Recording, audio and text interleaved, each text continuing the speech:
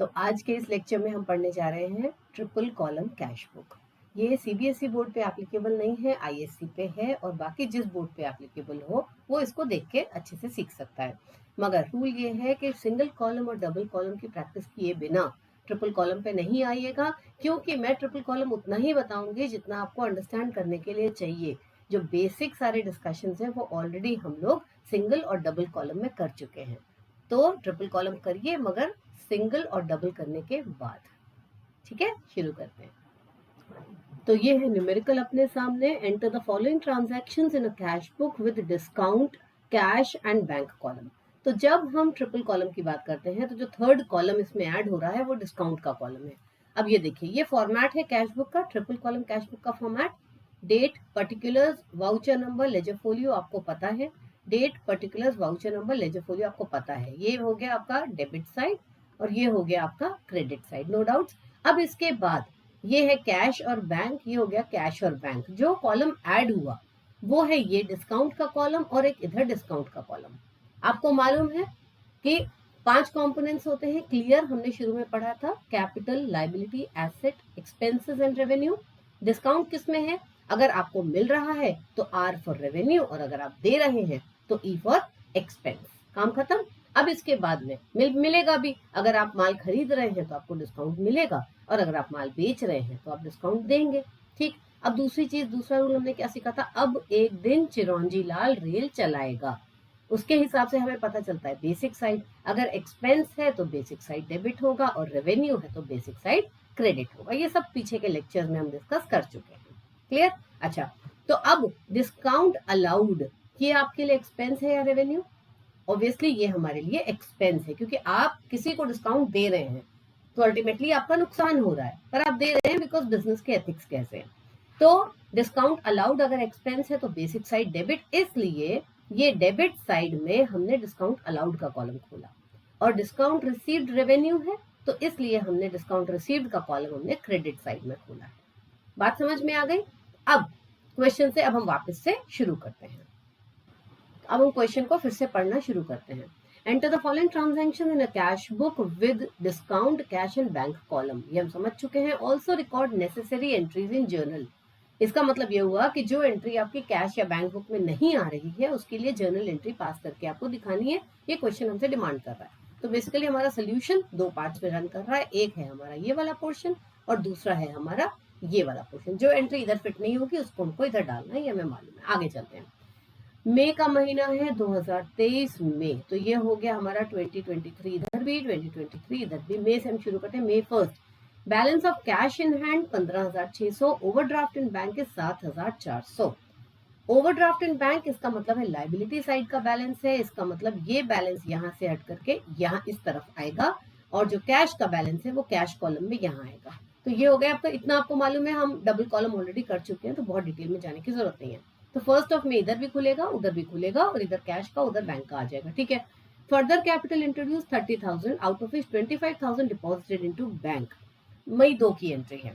तो आपने क्या किया? आपने ये कैपिटल अकाउंट लिया, 5,000 यहाँ जमा कर दीजिए, 25,000 यहाँ जमा कर दीजिए। आप चाहें तो पूरा 30,000 कैश में ले सकते हैं, फिर कॉन्ट्रा एंट्री के थ्रू ट्रांसफर कर सकते हैं। लेकिन जब सब कुछ एक ही डेट पे हो रहा है, आपके पास पैसा आया, आपने बैंक में डाला और 5,000 अपने पास रखा, तो आप अपना काम कॉम्प्लिकेट क्यों करेंगे? Keep it simple. जो एंट्री बनी है वो बिल्कुल सही बनी है। Next, purchase goods on credit from Mohan of the list price 16,500। आपने मोहन से माल खरीदा, उसका लिस्ट प्राइस था 16,500। He allowed a trade discount of 20%। 20% का उसने हमें डिस्काउंट अलाउ किया। तो इस अमाउंट में से 20% माइनस करने के बाद जो फिगर आएगी वो हमारी परचेज की एंट्री है। लेकिन हम ये चीज ध्यान रखना पड़ेगा कि परचेज गुड्स ऑन क्रेडिट, अभी उधार पे आप माल खरीद रहे हैं, तो ना आपकी कैश ना बैंक कुछ अफेक्टेड नहीं होगा। इसलिए ये जो एंट्री बनेगी वो कहाँ चली जाएगी? आपके जर्नल में। तो ये आ गई आपकी जर्नल की entry. Purchase account to Mohan 13,200, 13,200, साथ में एक छोटा सा नरेशन। क्लियर हो गया काम? तो जो entry cash book bank book में नहीं आनी है उसको हमें जर्नल में डालना है। ये क्वेश्चन से डिमांड कर रहा है। अगर क्वेश्चन में स्पेसिफिकली नहीं लिखा हुआ है कि जर्नल में डालिए तो आपको डालने की कोई जरूरत नहीं है। तो आप जर्नल अपना रफ में क्रिएट कर सकते हैं अगर आपको जरूरत है तो। आगे चलते हैं हम लोग। Settle the account of Mohan bye paying cash 13,000। Simple entry है।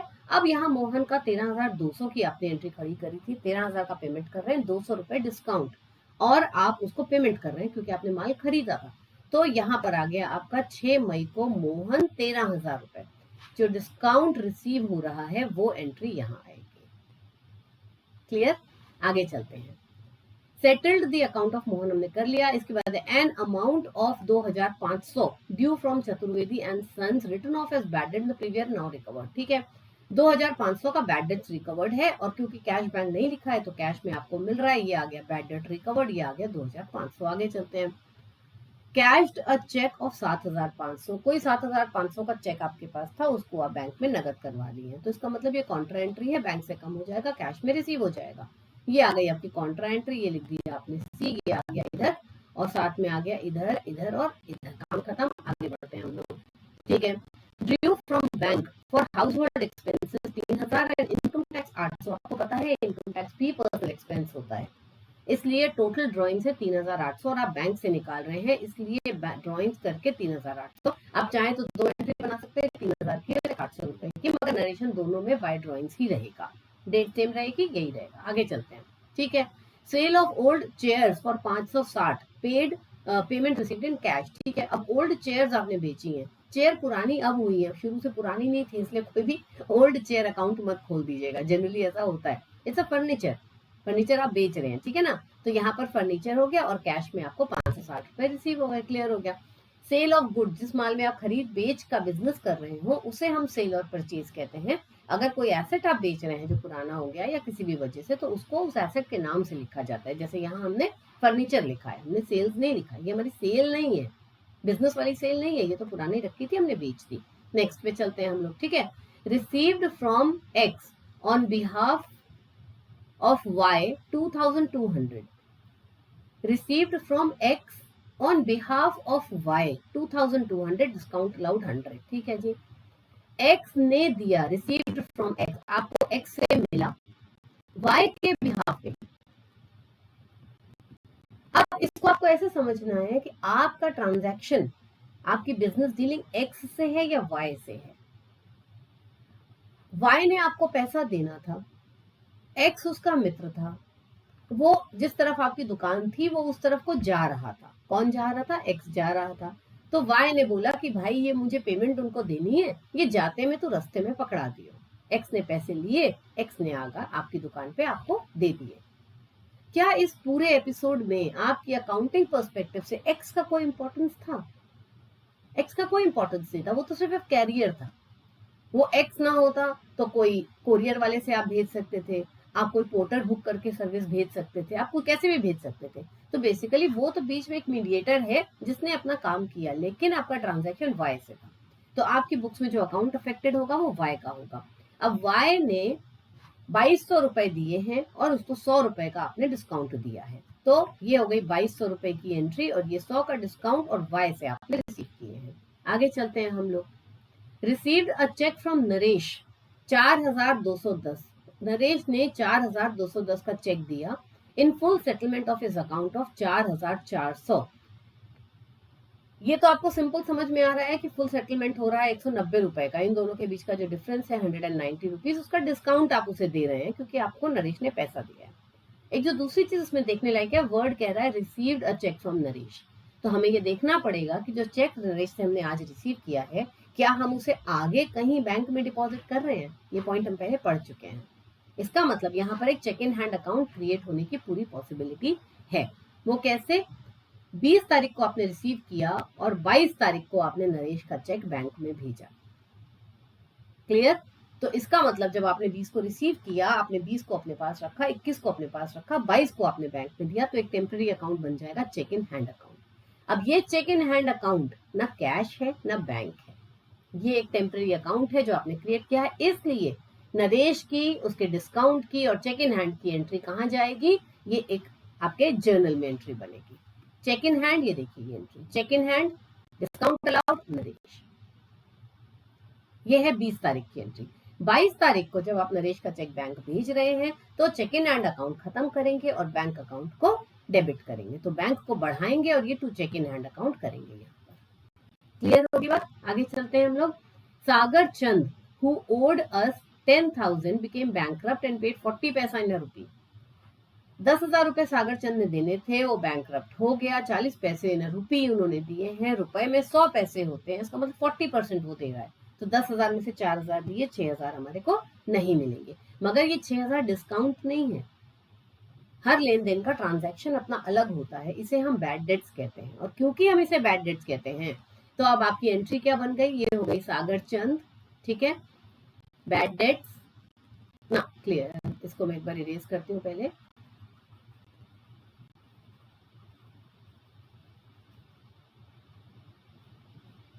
हाँ, तो हो गई सागर चंद, कितने देने थे इसने, 10,000 रुपए। बैड डेट्स कितने हो गए, 6,000 रुपए। और बैंक में कितना पैसा है, बैंक का कैश, हु ओड अस इतने पे, पेड इतने पे, तो बैंक नहीं, कैश ले लेते हैं हम लोग। कैश में कितना आ रहा है, 4,000 रुपए। ये 3 चीजें हैं। सागर चंद का अकाउंट हमारे यहाँ डेटर में खड़ा था, अब उसको खत्म होना है, तो सागर चंद के अकाउंट को हम कर देंगे क्रेडिट। बैड डेट हमारे लिए खर्चा है, एक्सपेंस है, उसको हम कर देंगे डेबिट। कैश हमें रिसीव हो रहा है, एसेट है। अब एक दिन चिरौंजी लाल रेल चला जाएगा, एसेट जब बढ़ता है तो डेबिट होता है, तो कैश हो जाएगा डेबिट। तो हमारी एंट्री बन जाएगी cash account DR, bad debt account DR to Sagar Chand. ठीक, कितने से, 4,000 यहाँ, 6,000 यहाँ और 10,000 यहाँ। क्लियर, ठीक। हमने कॉन्सेप्ट समझा था सिंपल एंट्री और कंपाउंड एंट्री का। ये कंपाउंड एंट्री है, जब एक से ज्यादा डेबिट या क्रेडिट होता है तो उसको कंपाउंड एंट्री कहा जाता है। अब इस केस में कैश का रिलेशनशिप भी सागर चंद से है और बैड डेट का रिलेशनशिप भी सागर चंद से है।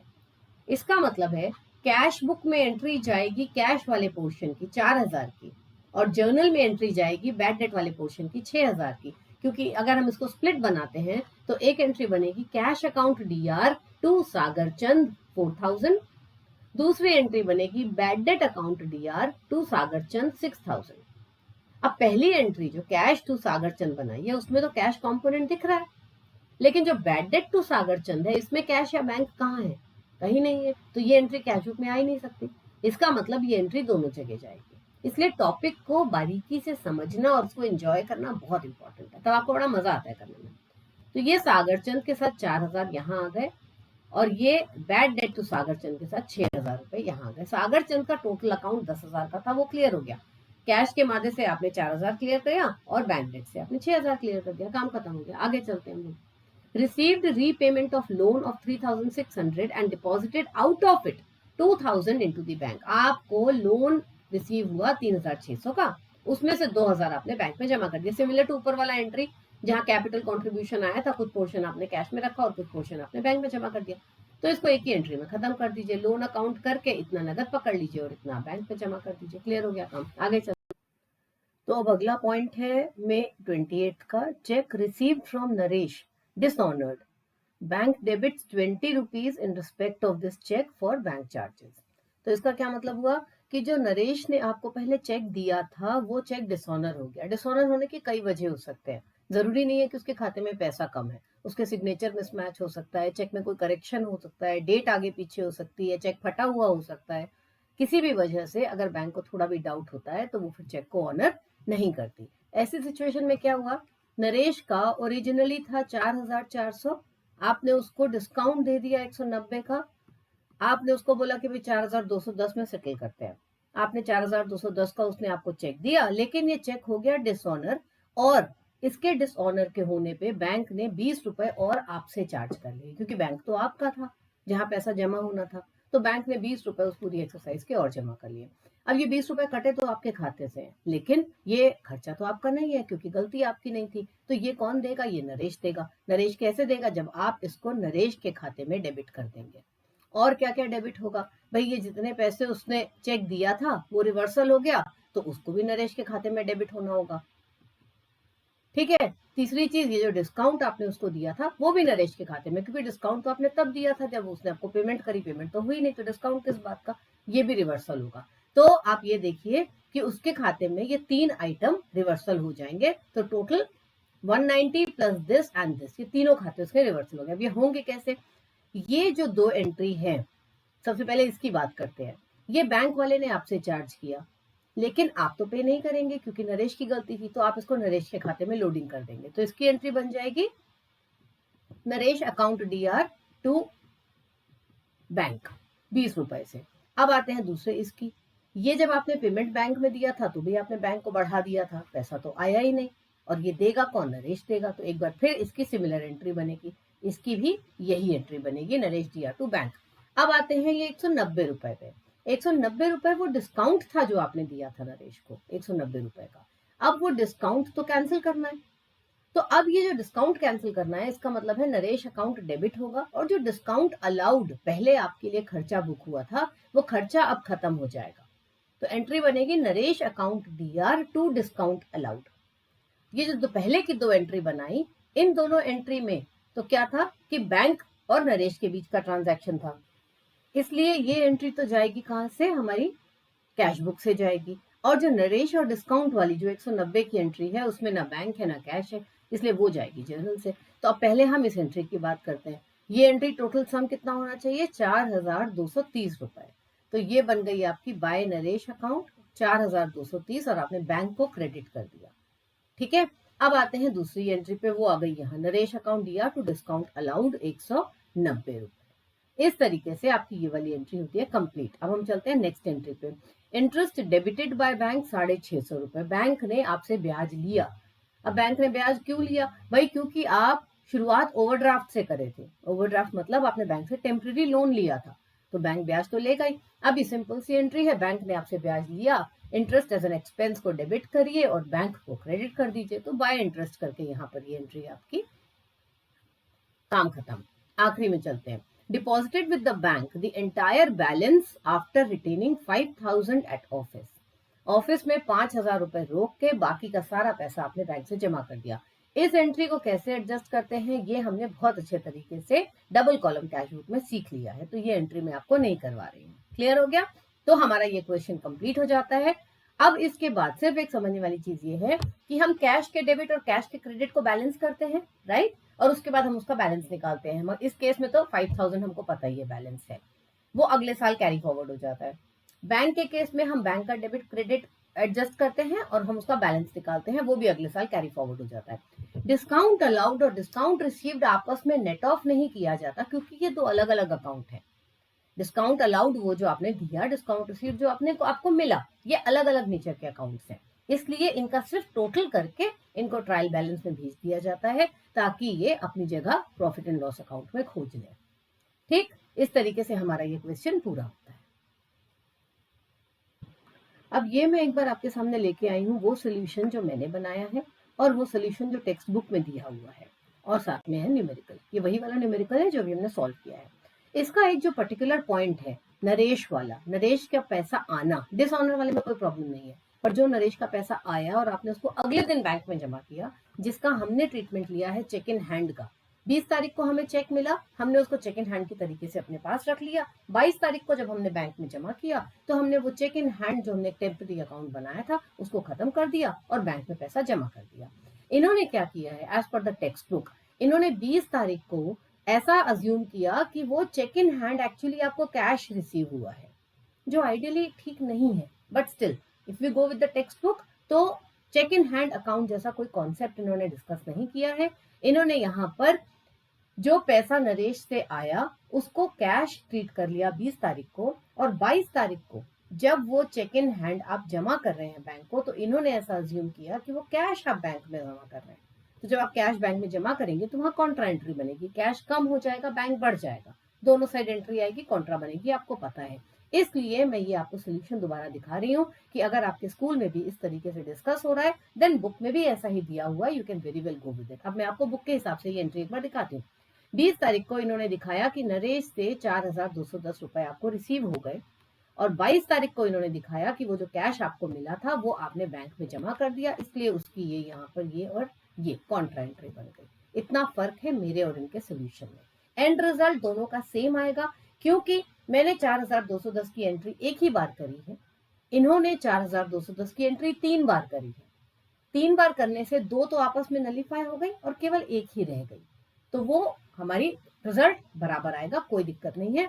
20,960 का बैंक हमने यहाँ भी जमा किया है और 20,960 का बैंक हमने यहाँ भी जमा किया है। हमारे ओपनिंग बैलेंसेस 5,000 और 28,590 है और 5,000 28,590 है, कोई फर्क नहीं है। ठीक है, अब मैं क्या करूंगी कि ये क्वेश्चन एक बार पूरी स्क्रीन पे दे देते हैं। सोल्यूशंस आपको पता है, आपके सामने है। पूरा क्वेश्चन एक बार खुद सॉल्व करिए और सोल्यूशन से मैच कर लीजिए। उसके बाद आपका triple column cash book complete हो जाता है। नेक्स्ट सेगमेंट इज पेटी कैश बुक, वो हम अगली वीडियो में रिकॉर्ड करेंगे। टिल देन, ठीक, ये अब पूरा क्वेश्चन है, इसको इत्मीनान से देखिए, सॉल्व करिए और आगे बढ़ जाइए।